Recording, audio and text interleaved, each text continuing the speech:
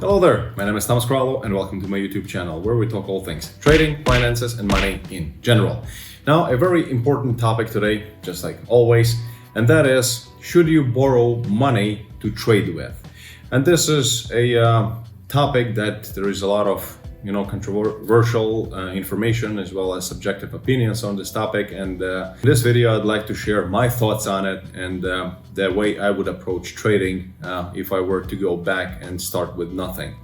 See, trading is, as you might know if you've been following me for quite a while, it's one of the most difficult jobs in the world, and it's not as simple as just sitting right here at these screens looking at the key market levels, level 2 market data, just clicking and making a lot of money. And a lot of people have this misconception, and because of that they tell everyone around themselves that they are getting into trading, it's really easy, and maybe they've had some luck and they've made some money in Forex or some stuff like that, which is the worst market in my opinion to start with and to trade in general, to day trade Forex. I mean, long-term investments into some fundamentals, some political news, economic news, and big swings of the currency could be okay, but that's the only way, but not day trading with key market levels and level 2 market data, which is non-existent, etc.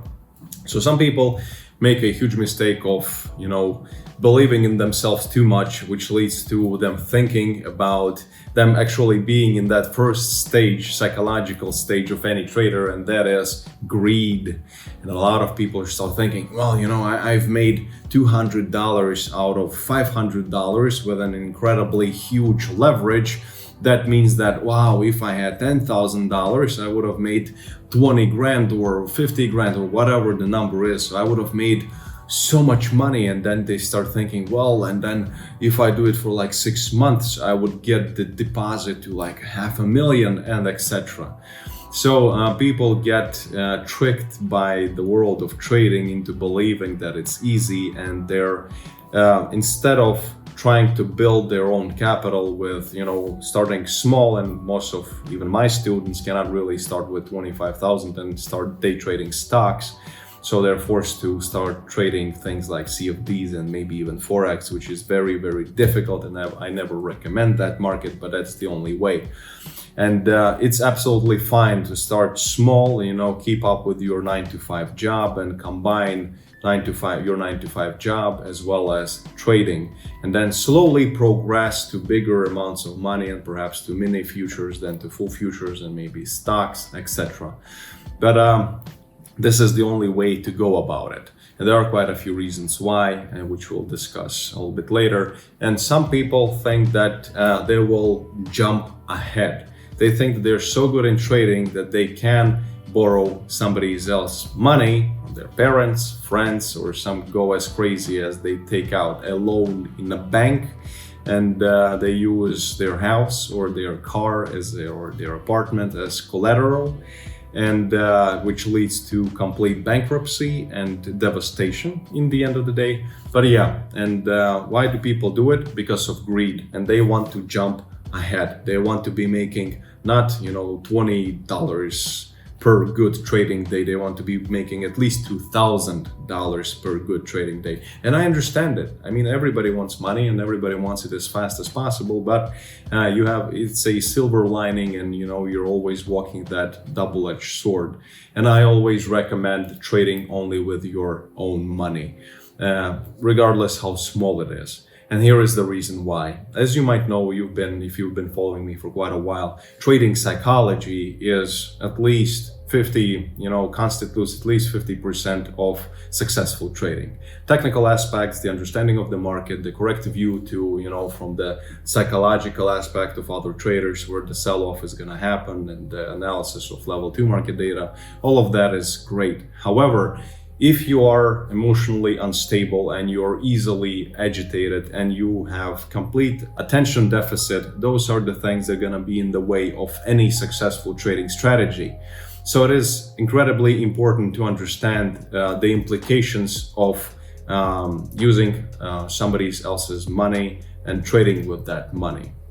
See, when we have our own money, let's say I have $1,000 and I'm ready to trade with it. So what's the worst that can happen if I lose that money? Well, it's my money, so I lose it and I'm responsible for it myself. So I'm not responsible for anybody else. So this is enough stress already. Even when we are trading with our own money, we are stressed out because we want to multiply that money by a certain number, and we don't really want to divide that number or subtract anything from that number, and that is already stress. That's already enough of stress, which will impact our trading decisions. Even myself, when I have quite a lot of money in my trading deposit, and in those back in the day when I was trading hyperactively, I would still feel those effects of losing money when you're moving away from your dream, from a dream watch or a car or whatever you've been working so hard towards to actually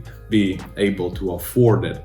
And those are the psychological implications that always exist, and any trader will experience them to a certain extent, some more, some less. However, when you take somebody's money, this factor, this psychological aspect is gonna multiply by at least 2 and sometimes by 10, depends on whom you borrow that money from. If you've borrowed $1,000 extra or $10,000 from your friend, that might be one thing, but it still is going to be adding a lot of more stress, which is going to impact your trading decisions and therefore will influence your overall success rate quite substantially. However, if you've borrowed that money from your mother and that's her last money, and you will keep it in mind that that's my mother's money, she worked so hard for it, and I must do something with it, and each single loss, you will not be able to tolerate it. You will get angry a lot easier, which will lead to over trading, hyperactive trading,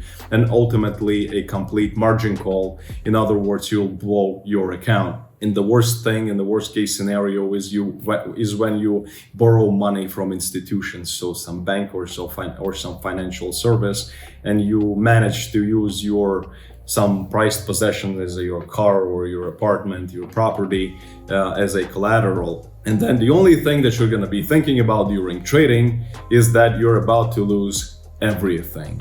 And this is by far the worst state to be trading in.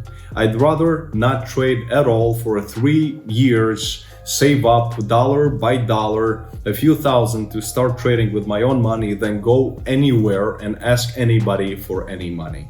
This is also one of the reasons why I've never traded for anybody at all. Quite a lot of my friends have asked me, well, Thomas, I can give you $100,000 or $50,000. Could you please just add it to your trading deposit?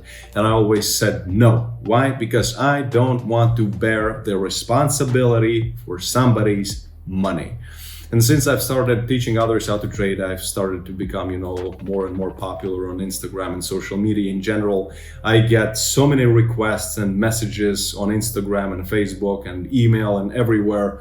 And a lot of them are about investing into my trading. People actually want to send me their money to trade with. Some want to send me some small money like $500 or $1,000, and some were ready to send me like $250,000. I don't know if they were serious about it, but just in general, people are ready to give me hand over the cash. And some, fake trading guru would be happy to take it and just disappear somewhere else in the world, but not me. I mean, I'm here for a long run. And just in general, I would never bear the responsibility. I want to be independent. And when you take somebody's money, you have to answer for the money. Obviously, if somebody, your father or brother or whomever is telling you, well, I'll just give you $50,000 to trade with, and I don't want it back, and just it's my gift to you, it's different. So it's not exactly borrowing, it's a gift. So that's different. That's something you could potentially accept, but still you should start small and not, use too much leverage to risk the whole 50,000 at once, because it's going to lead to the same result ultimately. But in general, the moral of the story is, I know that most of you, most of my subscribers, viewers, and students do not have that much money to start with. And a lot of you, there is a huge temptation always. When it comes to money, the temptation is ridiculous. And everybody is always tempted to get, extra funding from here or there.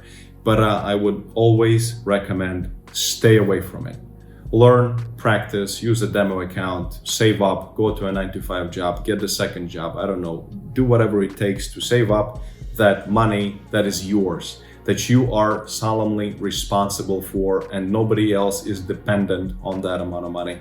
And then there is another fact that when you take money from some third party, they will constantly keep bugging you about it. So how much money did you make today? Oh, did you make any money yesterday? How much money do you think you'll make tomorrow? Etc. It's just an extra amount of stress. And trading, any good trader is always on the verge of the psychological meltdown and breakdown. So whenever you add even one extra stress, you are always putting yourself closer to that edge of complete breakdown, which is always close anyway. So always do your best to limit the stress around you. And to all of my students in the beginning of the learning program, I always teach that one of the simple rules in the trading psychology is if you even feel a little bit upset or angry, or you just, had an argument with your family or your wife, sister, whomever, or a guy on the street and you're just agitated, stay away from trading. And the same goes for adding any kind of extra stress.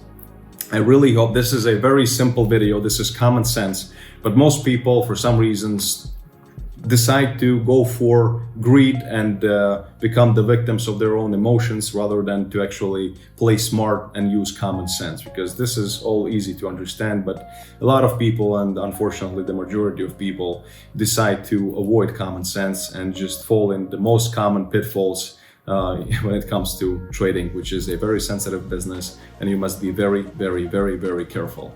All right, as always, there's going to be a link to one of my free trading webinars down in the description. So if you're interested, please join, take a look at it. You'll probably learn a lot, and especially if you haven't watched one of my webinars yet. And as always, please subscribe, show me that little bit of support, click that like button, and as always, please leave me a comment. Maybe you have a topic that you want me to cover in the next videos. I will do my best to do so. And also a note for my subscribers who have been leaving some comments on other videos. I will get to those, I promise. I always do my best, but I just have so much work to do that sometimes I forget about the comments. But I always view them. I see them from my phone, but I need to use another PC to actually respond to them. So I will do that a little bit later and as soon as I can.